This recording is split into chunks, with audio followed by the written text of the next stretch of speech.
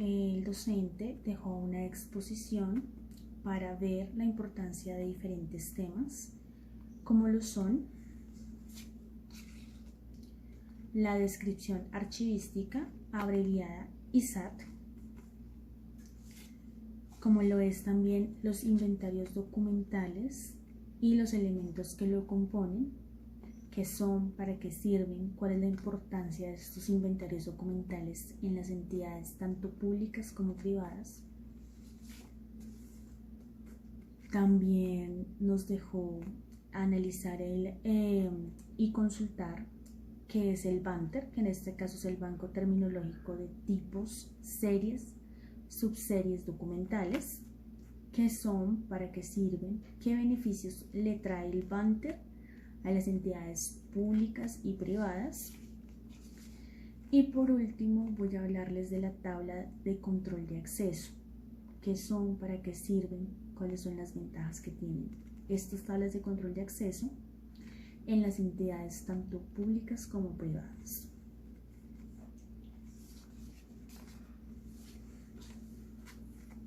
Bueno, para empezar, hablemos de la descripción archivística.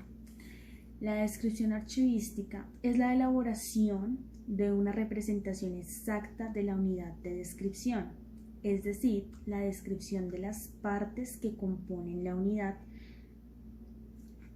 ¿Esto qué quiere decir? Por abreviar un poco.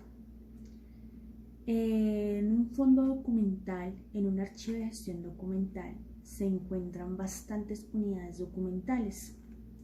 Estas tienen estos deben recopilarse, se debe saber qué información existe en cada unidad documental y para ello existe la descripción archivística. Esta me define cada parte de la unidad que yo tengo en mi fondo o en mi archivo de gestión documental. ¿Qué es lo que generamos con esto? Esto se hace mediante la recopilación de la información de cada unidad, se realiza el análisis de dicha información, qué se necesita, qué información es más importante, qué no nos sirve, qué vamos a eliminar de esa unidad, qué no tiene que ver con esa unidad, porque hay mucha información que se filtra que no tiene absolutamente nada que ver con la unidad que estoy tratando, sino está en otro tipo de unidad, en otro tema. Se hace la respectiva organización, organizo la información que tengo en mis unidades documentales y de esta manera realizo un registro de dicha información. Quiere decir que al momento en que yo quiera consultar mis bases de datos, mis registros están actualizados. La norma general para la descripción archivística que se maneja en las entidades es la NTC 4095. También está el decreto 2609 que se creó específicamente para esta descripción archivística. Entrando en otro tema, vamos a hablar de los inventarios documentales y los elementos que lo componen. Esto es, la verdad, un tema bastante importante porque ¿qué nos genera un inventario documental? También llamado formato único de inventario o como lo abrevian generalmente, FUID. El FUID constituye un instrumento archivístico de recuperación de información. Es una recuperación de información precisa y exacta de la entidad donde voy a realizar dicho inventario. Este inventario documental tiene la importancia o una de las principales ventajas e importancia de este inventario documental es que sé que tengo, ya sea en un fondo acumulado, en un fondo documental, en un centro de documentación o en un área de gestión documental, o sea, ya sea una entidad pública o una entidad privada. Este formato único de inventario tiene una serie de elementos. El formato como tal está regulado por el Archivo General de la Nación, el cual nos da los parámetros y nos establece cómo debe venir nuestro formato. Debe venir de la siguiente manera.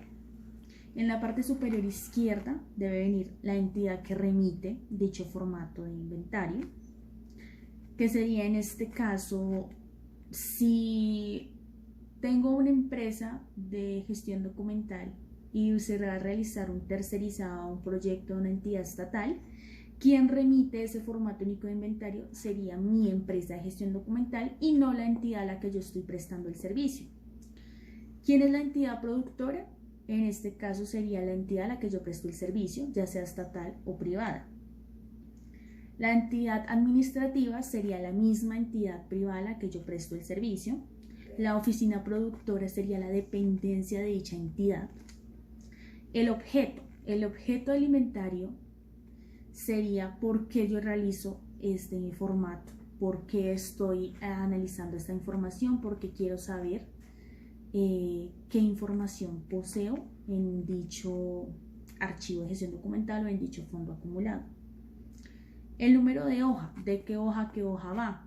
Si voy a hacer un formato de inventario o un inventario único en un fondo acumulado, no se me va a ir solamente un formato, se me van a ir más. Si se me van 6 formatos, pongo de 1 a 6. Registro de entrada, es muy importante el registro de entradas cuando generamos y empezamos a hacer el inventario como tal del fondo o del archivo que vamos a realizar. El número de orden. El número de orden ya va, si no se le ha hecho ningún inventario hace un año a dicha entidad, a dicho archivo, se pone el número de orden número 1, pero si ya hay varios formatos únicos de inventario que se le ha realizado a este dicho fondo, se va a poner el correspondiente. El código. El código de la serie o subserie, esta va en la tabla de retención documental. Para que nosotros podamos hacer un formato único de inventario necesitamos una tabla de retención documental para la cual nos debemos guiar. ¿Por qué nos debemos guiar? Porque la tabla de retención documental es la que tiene y establece qué asuntos van en cada serie y en cada subserie. Es decir, si yo tengo, por ejemplo, documentos de consulta de erradicación, la tabla de retención documental me dirá esos documentos en qué serie van. Si van en serie erradicados, si van en series consulta, etcétera, etcétera. La fecha. Las fechas extremas, importantísimas las fechas extremas, fecha inicial, fecha final, fecha inicial, cuando se produjo el documento. Por ejemplo, si estamos en una entidad donde tenemos punto de erradicación, se supone que los usuarios van a erradicar sus documentos y la entidad debe tener un registro completo desde el primer documento que la persona llevó. Es decir, que la fecha inicial radica sobre el documento inicial, el primer documento que la persona llevó para tener su archivo en dicha entidad, y la fecha final es hasta el último documento que la persona llevó a esa erradicación. Número de folio, es muy importante el número de folio, ya sea en un expediente, en una carpeta. Los números de folio, foliar las hojas nos permite saber qué nos falta. Si por ejemplo se nos pierde algún documento, sabemos qué número de folio era. La idea ¿cuál es? Que todo lo que tenemos en carpetas y en expedientes ya debería estar digitalizado. La digitalización sirve para una emergencia, para tener unas bases de datos, unos registros. Si algún documento físico se llega a perder, que no es lo ideal porque sería algo bastante grave, se buscaría qué documento es el faltante y se miraría cómo se podría solucionar ese inconveniente. El soporte. Cuando hablamos de soporte, hablamos de un soporte ya sea en papel o en medio magnético como es un CD. La frecuencia de consulta. Cuando hablamos de frecuencia de consulta, tenemos claro que un archivo de gestión es el más consultado, es decir, se consulta diariamente. Podríamos colocar que si a lo que le estamos haciendo un inventario es de archivo de gestión, se pone con consulta frecuente. Y las notas son importantes. ¿Por qué? Porque en el momento que nosotros vayamos a hacer un inventario documental y encontremos una hoja en mal estado, ya sea rota o con manchas. Muchas veces en las entidades en las que yo he trabajado he encontrado documentos manchados de tinta. Siempre se hace la anotación de que ya venía ese documento manchado para evitar algún inconveniente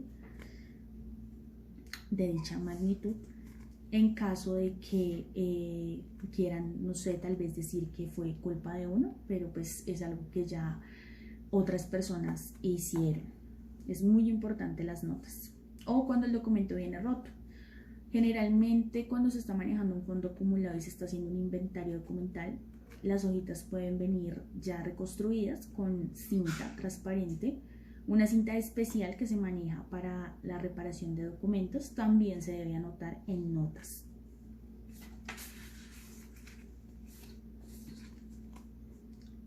Por otro lado, les voy a hablar del BANTER, el Banco Terminológico de Tipos, Series, Subseries, Documentales.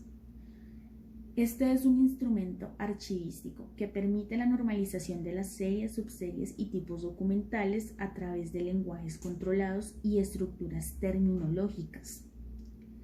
Es una herramienta que nos ayuda a la ejecución a la ejecución adecuada de las actividades de gestión documental, ya que facilitan el manejo optimizado de los documentos, su clasificación, categorización y ordenamiento al interior de las empresas públicas o privadas. ¿Qué queremos decir con esto? El banco terminológico nos ayuda bastante, nos estructura, nos genera una idea para estructurar nuestra información. Tenemos demasiadas series en una entidad, lo que genera gran cantidad de documentos. ¿Qué hacemos? Aplicamos los términos en tipos, series y subseries. ¿Para qué nos sirve esto? Como bien lo dije anteriormente, nos ayuda a la ejecución adecuada de las actividades de gestión documental. Es decir, nos va a ayudar a facilitarnos el trabajo a la hora de la organización, a la hora de mirar en bases de datos qué es lo que tenemos, qué documentación posee la gestión documental como tal, qué documentación tiene a cargo. Y lo que hace es que nos clasifica la información y nos genera un orden en dicha información. Muy bien. Por último, quiero hablarles de algo también muy importante, tan importante como las tablas de retención documental, tan importante como las tablas de valoración documental, y son las tablas de control de acceso. Las tablas de control de acceso son el instrumento de referencia para determinar las agrupaciones documentales, ya sean de objeto de uso, consulta y acceso por parte de usuarios internos y externos. Cuando yo creo mi tabla de retención documental, creo mis series y creo en qué asunto va en cada serie. En este caso, con la tabla de control de acceso, yo ya sé qué series y qué documentos tengo en cada serie, pero para eso necesito determinar en qué agrupación va. Por ende, es muy eficaz crear la tabla de control de acceso. De esta manera que facilitamos la consulta de los usuarios que vengan a pedirnos algún tipo de documento. En este caso estaríamos hablando de que anteriormente, antes de que existieran las tablas de control de acceso, nos demorábamos 1 hora en obtener la información que nos pedían mientras iban y la buscaban. Si no existía una base de datos exacta, tenían que ir a buscarla físicamente y básicamente adivinar en dónde estaba. Con las tablas de control de acceso estoy teniendo mis bases de datos al día y actualizadas, ya sea diariamente o semanalmente, y con esto genero que las personas internas o externas que vengan a realizar una consulta tengan un buen servicio de esta información. Yo les doy la información y ellos están satisfechos con dicha información en el tiempo que la solicitan. Muchas veces nos han pedido consultas, lo digo porque trabajo en áreas de gestión documental con un flujo de información muy extenso, y los usuarios que quieren dicha información requieren la información ya. En casos de demandas de procesos administrativos que existen en las entidades públicas, solicitan la información para dar respuesta en 1 hora. Respuesta, eso quiere decir que necesitan tener esa información en 5 minutos para así leerla, examinarla y darle respuesta. Lo que buscan las tablas de control de acceso es eso, facilitarle a los usuarios la información y los que dan dicha información facilitar la búsqueda y tener los datos actualizados, parametrizados y tener un buen uso de la información. Eso es todo.